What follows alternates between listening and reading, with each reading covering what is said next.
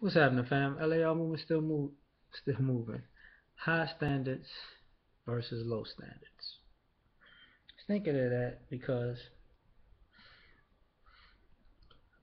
of a few things. Using that in business, relationships,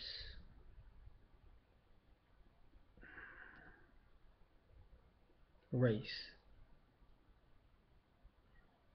Business goes like this. Make business materialism.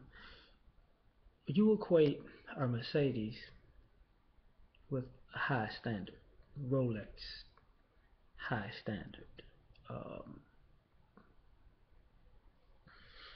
hmm, certain clothing lines, I guess. Um, shit. Gucci, I guess.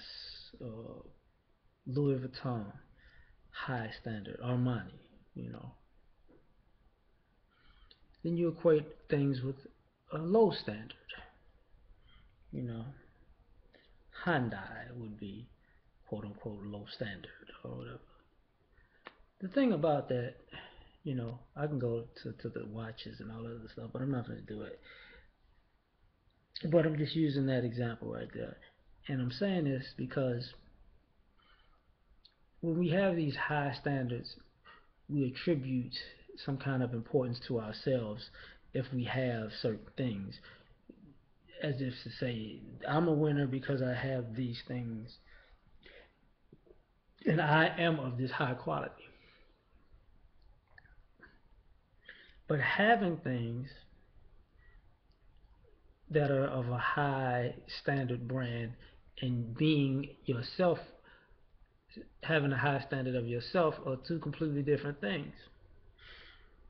That's why people with low standards who can accumulate things can have them also.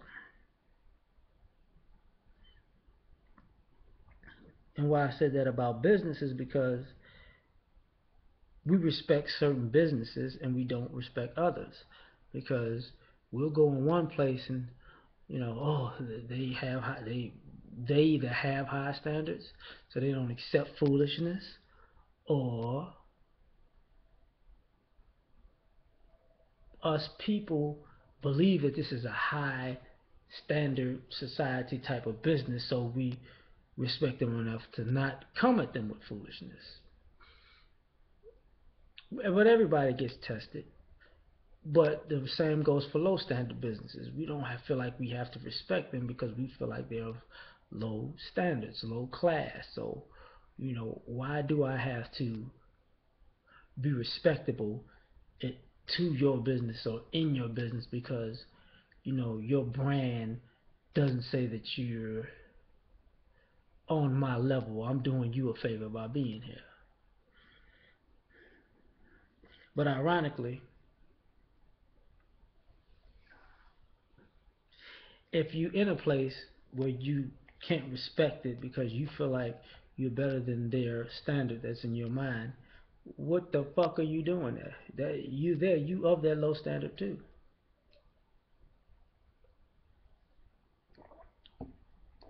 Same goes for relationships. You know, you say to people, you know, I want these kind of characteristics in a person. I, I deserve. You come with this entitlement of what you think you are and what you think you are should is entitled to. But the whole time, the problem is this: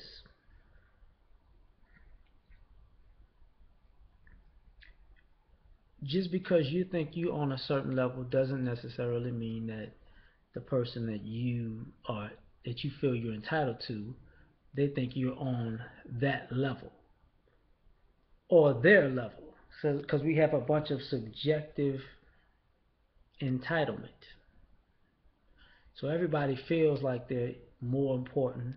And sometimes, on the flip side, with hmm,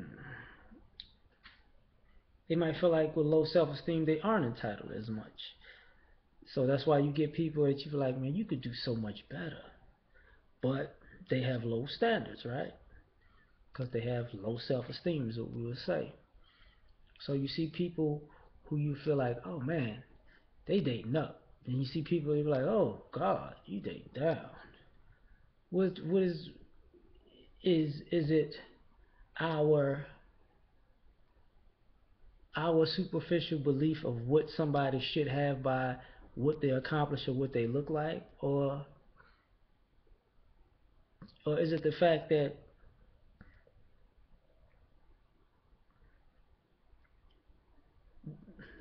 the character and the ability of the person that they're with is high quality or low quality? Now going a little bit further with race, we attribute we have a racial hierarchy that says one race is the benchmark of high standards, and another race is the benchmark for low standards. Same thing with intelligence, you know, athletic ability, creativity. So the thing about that is, and I never forget this, with human beings there are 7 levels of intelligence, considered 7 levels. You know, one is oratory, as we would say, one is kinetic, one is mechanical, one is mathematical or scientific. That's 4.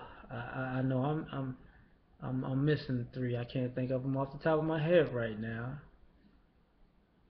Anywho, somebody will fill in the rest. But that's why you get people who are excellent at one thing, but not so good at another, because that's not their passion, expertise, or that's not what they were hardwired for.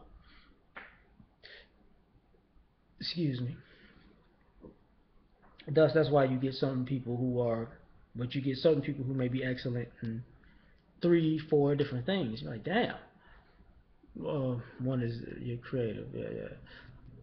But 3 or 4 different things, but they may be terrible in one in the other, 3. It's like, but their excellent outweighs their positives outweigh their negatives.